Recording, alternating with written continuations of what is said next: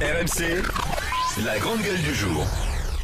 L'idée, c'est d'anéantir les violences sexistes et sexuelles et de permettre à toutes les femmes et à tous les hommes de se croiser ensemble, de partager les mêmes rues, les mêmes transports, sereinement, dans un climat paisible, sans terreur, dans l'égalité, sans jamais transiger ni sur notre idéal de mixité, ni sur nos valeurs républicaines.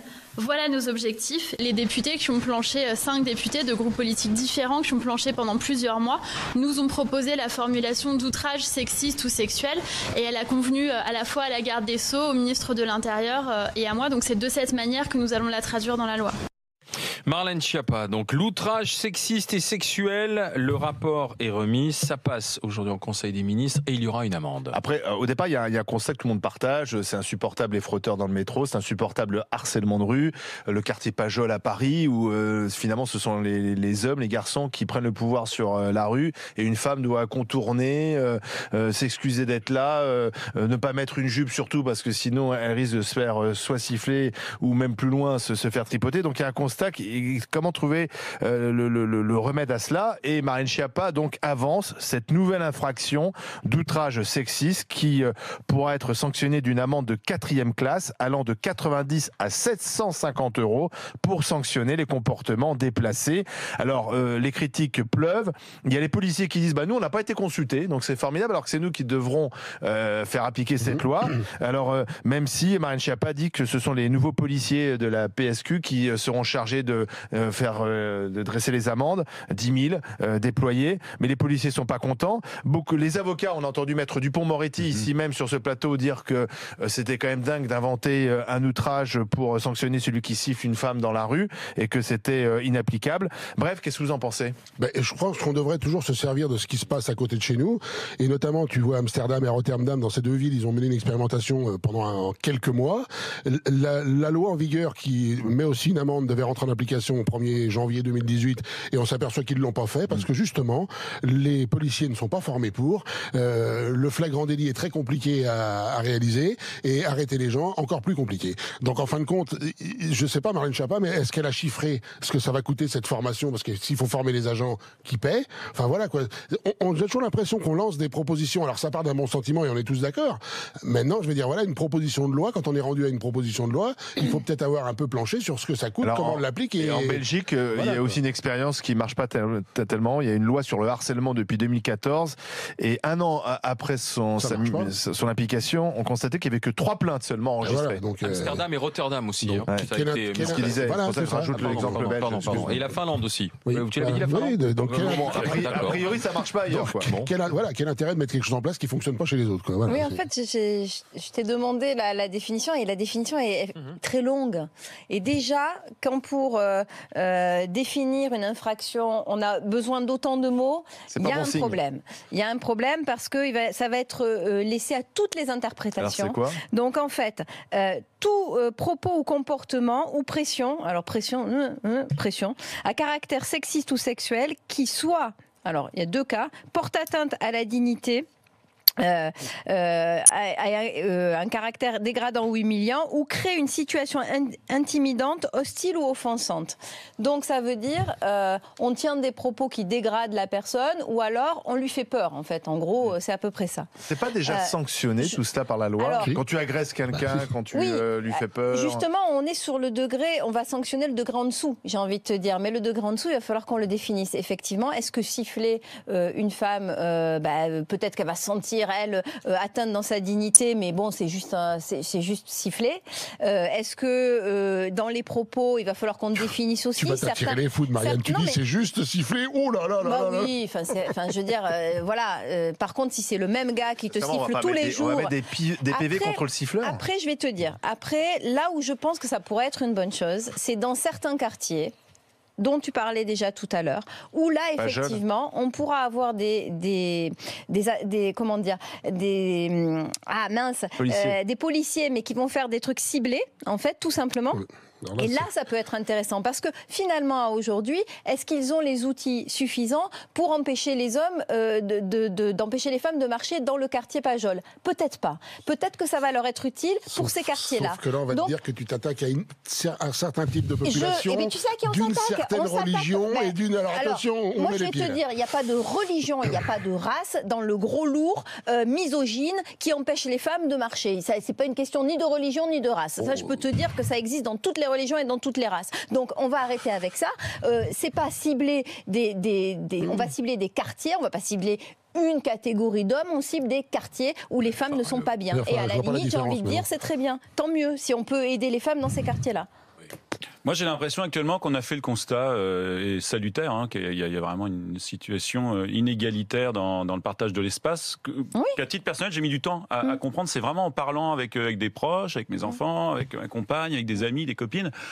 En tant que mec, t'as du mal à imaginer ce que c'est cet enfer du quotidien qui est ponctué par tout un tas de petits trucs. Ah, c'est aussi à certaines heures. Oh, tu passes en plein centre-ville, passer minuit. C'est dans l'esprit de certains, une fille qui est dehors à minuit, c'est forcément qu'elle est une chaudasse, quoi. Donc, je prends les termes volontairement.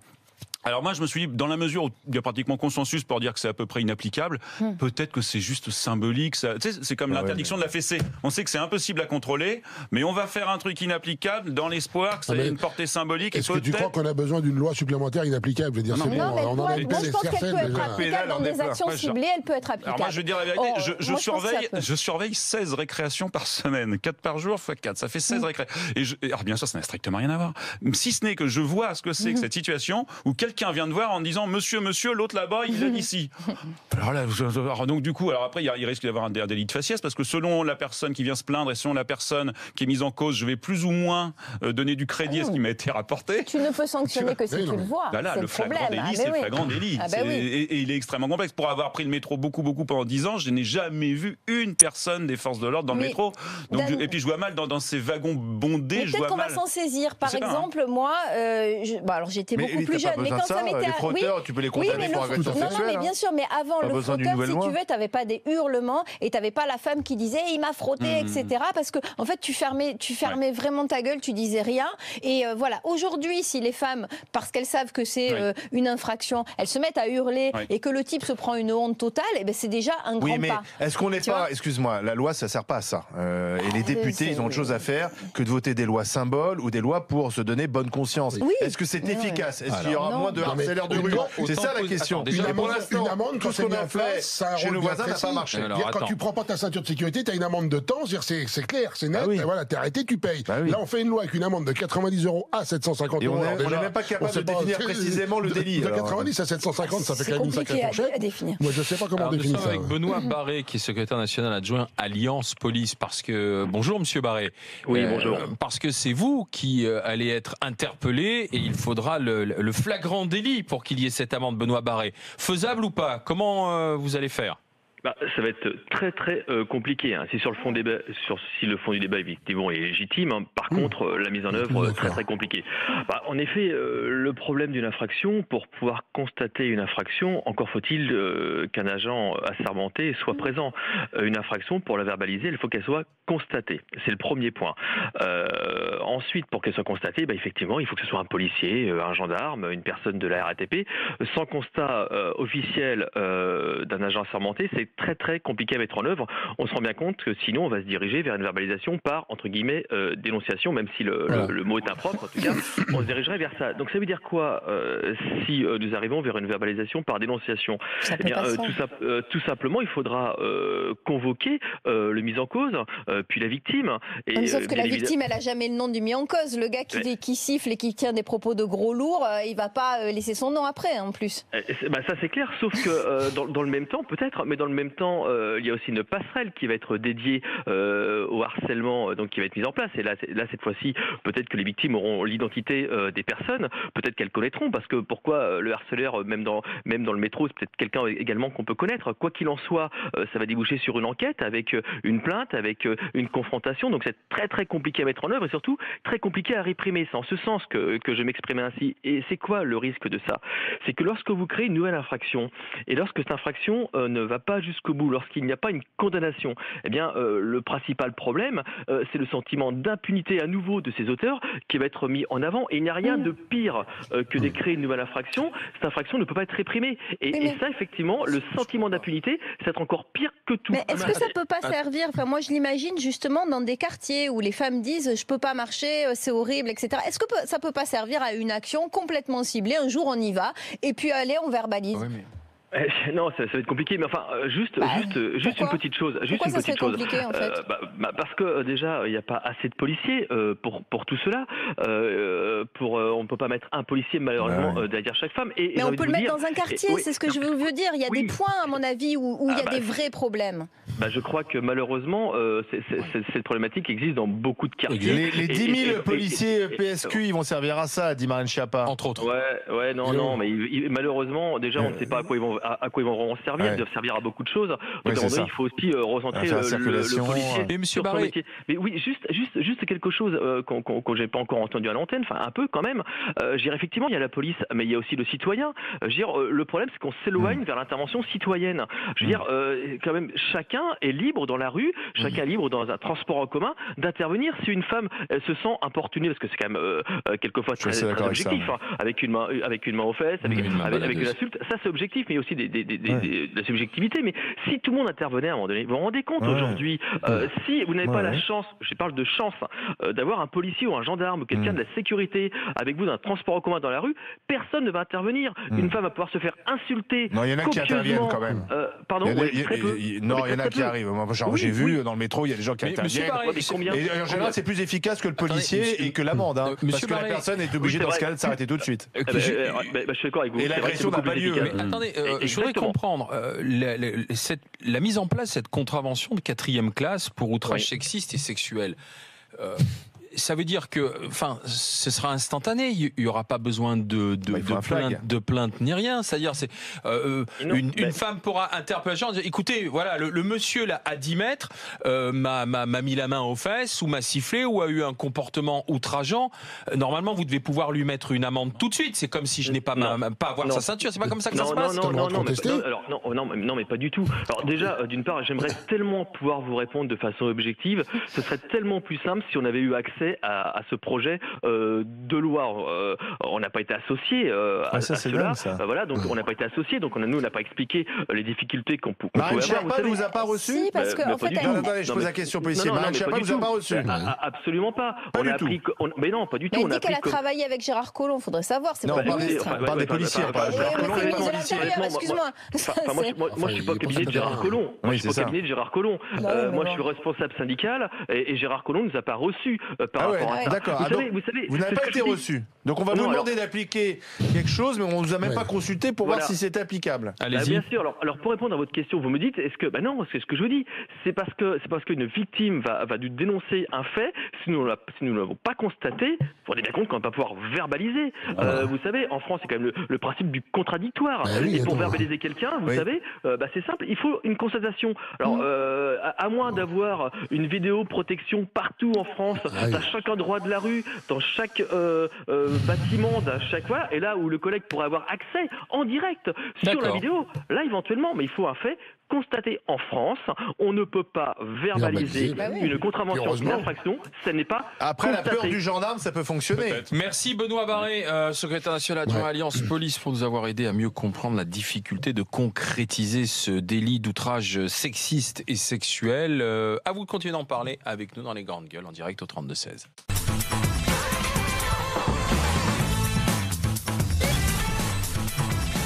Les GG, les Grandes Gueules sur RMC, sur numéro 23. On parle de ce rapport de Marlène Schiappa pour essayer de contrer, de sanctionner l'outrage sexiste et sexuel avec donc cette contravention de 4e classe. 90 € si c'est le paiement immédiat. Mais uniquement dans le cas de flagrant délit, sinon ça montera jusqu'à 750 €. On a entendu le policier qui regrettait d'avoir été écarté des discussions parce qu'ils auraient pu, en tant que syndicat, apporter leur avis et dire concrètement si oui ou non c'était applicable et faisable. Sylvain Grandserre. Alors c'est pas l'un ou l'autre, mais est-ce qu'on n'oublie pas, est-ce qu'on prend pas le problème à l'envers et est-ce qu'on n'oublie pas tout simplement d'éduquer, c'est-à-dire vraiment mettre ça au cœur aussi des pratiques scolaires, avoir vraiment le souci du respect de la personne, de la différence. Juste une chose, vous passez comme ça, vous regardez par-dessus la grille des écoles. Faut regarder l'occupation de l'espace. La place que prennent les garçons dans les cours d'école avec leurs fichus foot et toutes les filles sont repoussées. Parce que ça tombe bien. On va pas créer un délit, une contravention pour jouer au foot dans les cours d'école. Elle se plaint. Elle dit finalement, c'est les garçons qui prennent le pouvoir dans la cour de récré pour faire un foot, et les filles sont sur le côté plaquées contre le mur, parce que dans les écoles parisiennes, les cours de récréation sont minuscules, et sont plaquées contre le mur, et surtout, elles ne faut pas marcher sur le terrain de foot. Mais alors, est-ce que toi, t'interviens? Est-ce que tu rétablis une espèce de justice? Oui, parce que dans ma classe, il y a une boîte aux lettres où on peut faire part de ses doléances, et les élèves, mes élèves filles se sont plaints de ça. Et bien entendu, cette lettre a été étudiée en réunion de coopérative le vendredi après-midi. Venez voir comment ça se passe.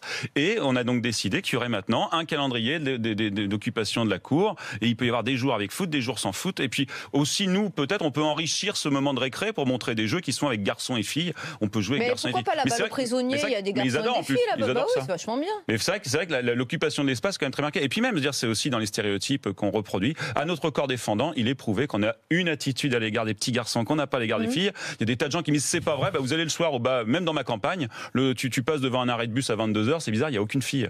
Donc c'est toujours donc on n'élève pas nos garçons comme nos filles, donc il y a peut-être aussi une réflexion à avoir sur l'attitude qu'on a à l'égard de nos garçons et nos filles, à l'école comme dans la famille. Alexandra, bonjour. Oui, bonjour. Alexandra de Seine-et-Marne, gérante de société. Qu'est-ce que vous pensez alors de l'instauration de cette amende, ma chère Alexandra? Écoutez, je suis entièrement d'accord avec l'avocate qui disait on peut très bien cibler des points sensibles sans dire qu'on va faire un problème de faciès. Parce que c'est quand même dans certains quartiers, et pas que dans le 18e arrondissement, parce que même à Neuilly où j'ai vécu, j'ai eu ce genre de problème.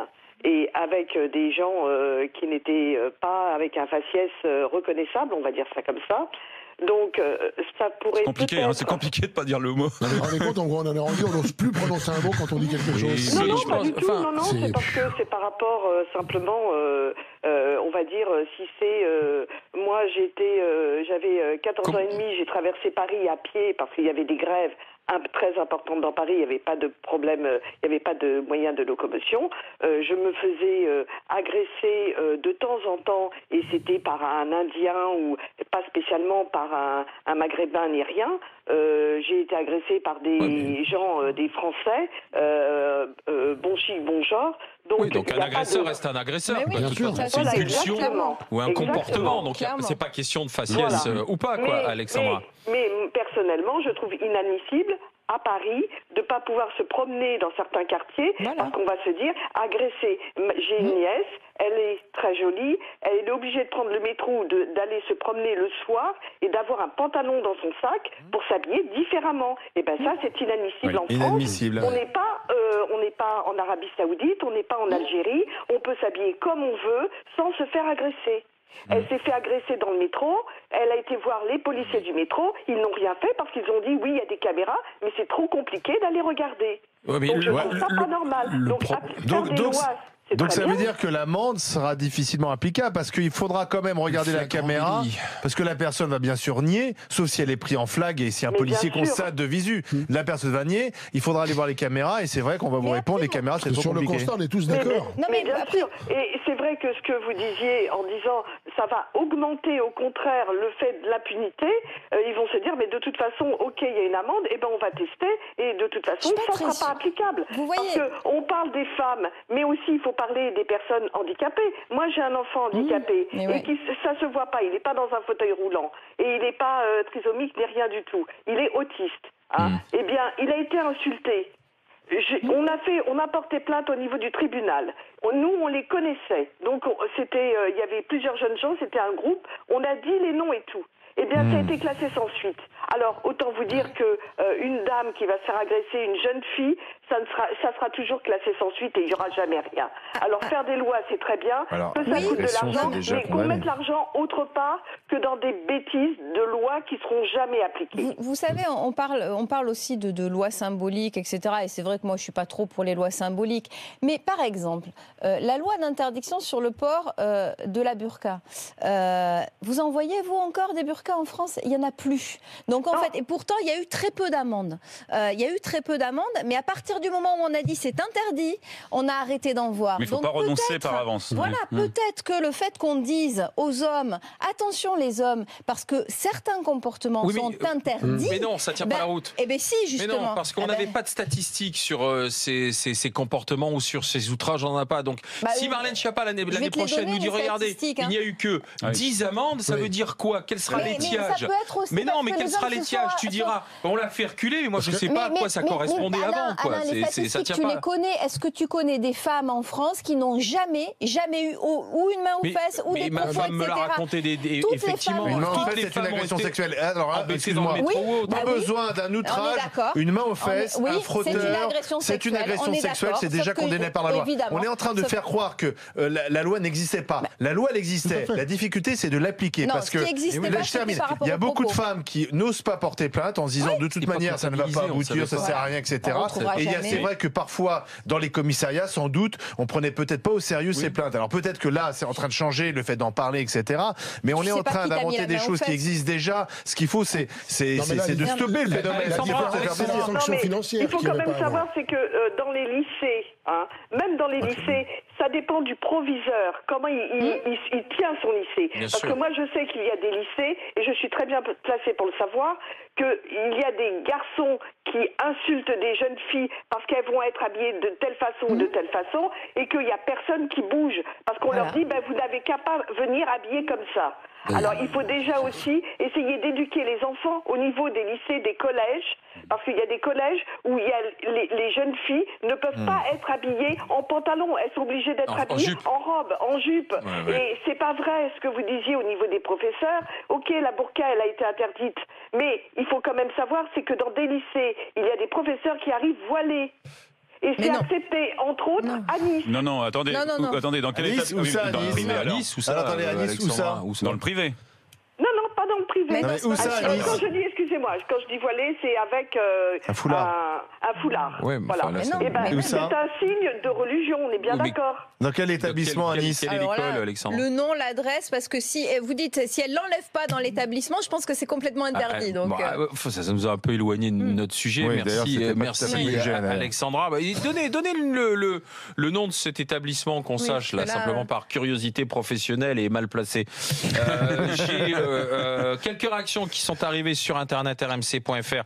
Alors, c'est notamment Dania qui m'écrit salut les grandes gueules, je suis heureuse d'avoir entendu votre policier nous dire que ce serait difficilement applicable. Simplement, moi en tant que femme, je le subis régulièrement. Entre parenthèses, je vais tous les jours dans les transports en commun. Ouais. Si c'est pour nous faire une loi qui ne sert à rien, je vois pas l'intérêt. Je suis plutôt d'accord avec votre instituteur. Ça passe aujourd'hui par l'éducation. 2 points. Ce ne sont pas les jeunes dont je suis victime, mais plutôt les hommes de 50 ans passés. Mais dans le métro, le citoyen peut intervenir. Les voyageurs peuvent intervenir sans appeler la police.